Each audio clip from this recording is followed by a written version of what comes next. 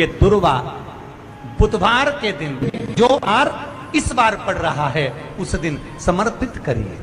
41 दुर्वा प्रत्येक बुधवार को गांठ लगाकर गणेश जी को समर्पित कर कर वापिस उठाकर उस दुर्वा को खाली पेट, आपके घर में भी गणेश जी होंगे उनको समर्पित करो, खाली पेट इस दुर्वा को केवल चबा चबा कर खा लो और आधे घंटे बाद पानी को पी लो। बुधवार की बुधवार 5 बुधवार करना, गणेश जी को चढ़ाना, सफेद दुर्वा को गणेश जी को समर्पित कर कर चबा चबा कर खाना। उदर की प्रॉब्लम, जो भी मसा आदि की प्रॉब्लम होती है उदर से जुड़ी हुई होती है, जिस चीज से जुड़ी होगी, पेट की जितनी प्रॉब्लम होगी आपको, जितनी भी प्रॉब्लम होगी वो सारी 5 बुधवार करना, छठे बुधवार को जरूरत ही नहीं पड़ेगी। आप हाथ का ठेला लगा रहे हो, सब्जी का ठेला लगा रहे हो, फल का ठेला लगा रहे हो, धक्के की जिंदगी जी रहे हो, दरवाजे पर बैठे हो, कहीं ना कहीं तुम दास्य भाव की जिंदगी जी रहे हो, तकलीफ में जिंदगी जी रहे हो, बहुत दुख की जिंदगी जी रहे हो, बहुत कष्ट की जिंदगी जी रहे हो, उनसे केवल निवेदन करूंगा 3 महीने 2 जगह पर जल चढ़ाना प्रारंभ कर दीजिए, केवल 3 महीने। एक शंकर भगवान के शिवलिंग पर, दूसरा बेलपत्री के पेड़ के नीचे। 2 जगह पर जल चढ़ाना 3 महीने लगातार चालू कर दो, बाबा तुम्हारा हाथ पकड़कर तुम्हें उन्नति की सीढ़ी पर चढ़ा देगा।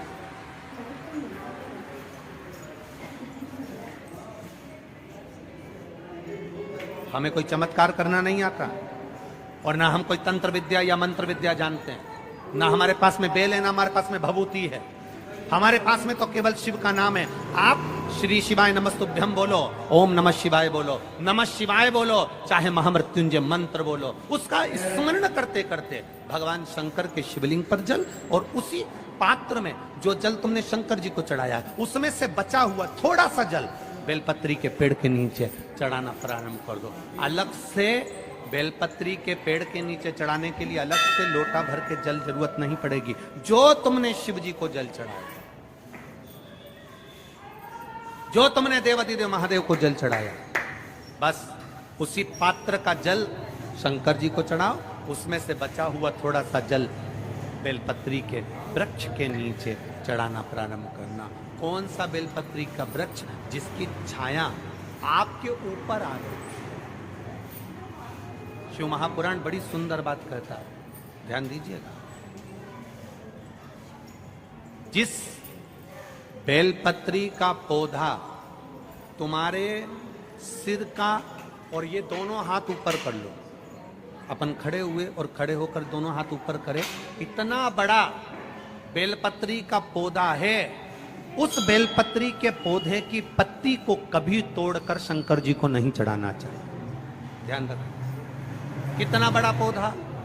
आप खड़े हो जाओ और खड़े होने के बाद आपका हाथ ऊंचा कर लेना, इतना बड़ा पौधा है, उस पौधे की पत्ती बेलपत्री को तोड़कर शंकर भगवान को कभी नहीं चढ़ाना।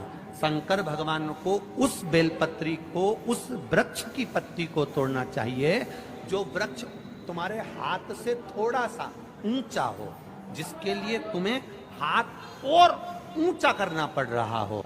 जैसे एक बच्चा अपनी माँ की गोद में बैठने के लिए दोनों हाथों से उचकता है, आवाज लगाता है, उचकता है, आवाज लगाता है, हाथ ऊपर करता है, तो माँ उस बच्चे को गोदी में ले लेती है। उसी तरह उस बेलपत्री के वृक्ष की पत्ती तोड़ना चाहिए जिसने थोड़ी उन्नति कर ली हो, जो थोड़ा ऊंचा हो गया हो। तुम उसको पाने का प्रयास करो तो भगवान भी तुम्हें अपनी गोदी में ले ले। ऐसे वृक्ष की पत्ती।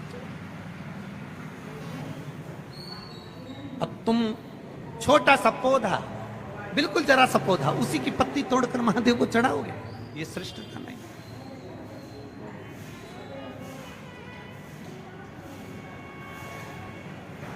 छोटा सा पौधा है, उसकी पत्ती को तोड़कर आप चढ़ा रहे हो महादेव को, उसमें श्रेष्ठता नहीं। वो छोटा है, जो बड़ा, जिसकी छांव तुम्हारे सिर पर आ जाए, आशीर्वाद जिसका तुम्हारे सिर पर आ जाए, उसके नीचे जाओगे, उसके नीचे आराधना करोगे तो थोड़ा सुख का भान। जो छोटा पौधा है उसको बड़ा करने का प्रयास करो, और जो बड़ा है उसके नीचे जो शिव जी को एक लोटा जल चढ़ाया, बाद में वो जल ले जाकर आपने बेलपत्री के पेड़ के नीचे समर्पित करा, शंकर भगवान को दिया और फिर बेलपत्र को समर्पित करा, उसका स्मरण प्रदान करें, आनंदता दे, आनंदता प्रदान करें।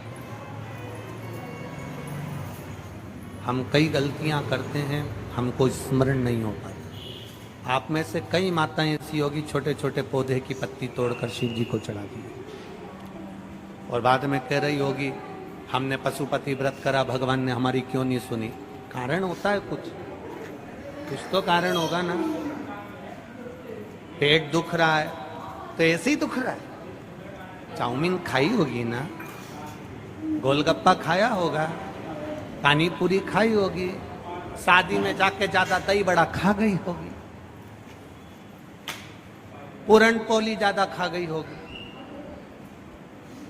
पूरन पोली बोलते हैं कि पूरन पूड़ी, हाँ जो भी बोले तुम समझ जाना बस हो, इतना बोलो।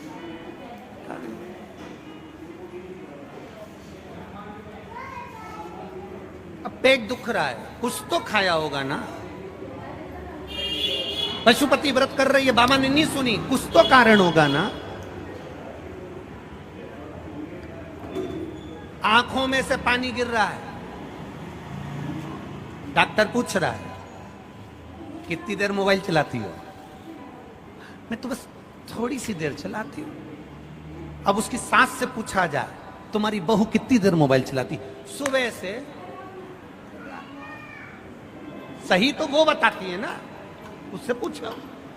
पलंग पर पड़े हो, मोबाइल चला रहे हो, आंख मिच मिच कर रही है, लाइट कमरे की बंद है, अकेले पड़े, व्हाट्सएप चला रहे, फेसबुक चला रहे, यूट्यूब चला रहे, देख रहे, आंख में से आंसू बह रहे। डॉक्टर पूछ रहा है कितनी देर लैपटॉप पर काम करती हो, कितनी देर मोबाइल चलाती हो। आंख अपने आप कभी नहीं दुखती, जरूर इन आंखों पर ज्यादा प्रेशर पड़ रहा होगा, इसलिए आंखें दुख रही है। ज्यादा खाना अलग बात है, पर खाना खाने के बाद पचा लेना अलग बात है।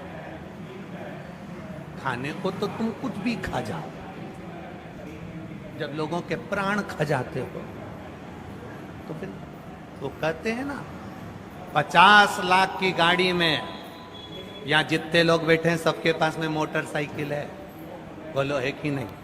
बोलो बोलो, बाइक है, गाड़ी है, टू व्हीलर, किसी किसी के पास 4 व्हीलर भी होगी। 10 लाख की गाड़ी, 5 लाख की गाड़ी, 50,000 की गाड़ी, 25,000 की गाड़ी, 1 लाख की गाड़ी, 7 लाख की गाड़ी, 1 करोड़ की गाड़ी, 80 लाख की गाड़ी। आप में से कितने लोग हैं जो 50,000 की मोटरसाइकिल में पेट्रोल डीजल की जगह गटर का पानी डाल के चलाते हैं? बोलो जम के। कितने लोग हैं जो अपनी मोटरसाइकिल में, अपनी बाइक में, अपनी स्कूटी में, अपनी 4 व्हीलर में, अपनी 2 व्हीलर में गटर का पानी डालकर चलाते हैं? अरे बोलो जम के।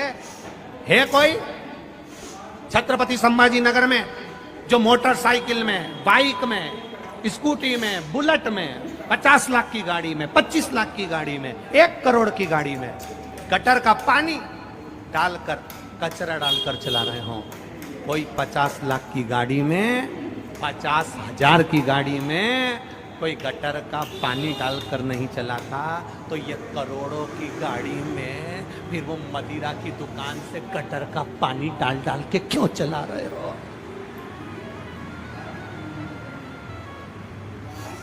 वो भी तो गटर का पानी है और ये भी तो करोड़ों की गाड़ी है। एक किडनी खराब होती है, जरा पता करिए, 50-50 लाख की, 25-25 लाख की है। एक किडनी खराब होती है, 10-10, 20-20 लाख लग जाते हैं। एक लीवर खराब होता है, 10-20 लाख लग जाते हैं। कैंसर जैसी बीमारी हो जाती है, पूरा घर बिक जाता है। करोड़ों की गाड़ी को गटर का पानी डाल डाल कर चला रहे हो रे, तो ये गाड़ी कब तक चलेगी रे? जरा विचार करना। इसको कचरा डालकर मत चलाओ, गटर का पानी डालकर मत चलाओ, ये गाड़ी खराब हो जाएगी। किसी काम किस काम की फिर ये रात? हाँ में बैठे हो तो भी कचरा मुंह में घुसेड़ रहे हो। तो कथा में बैठे बैठे भी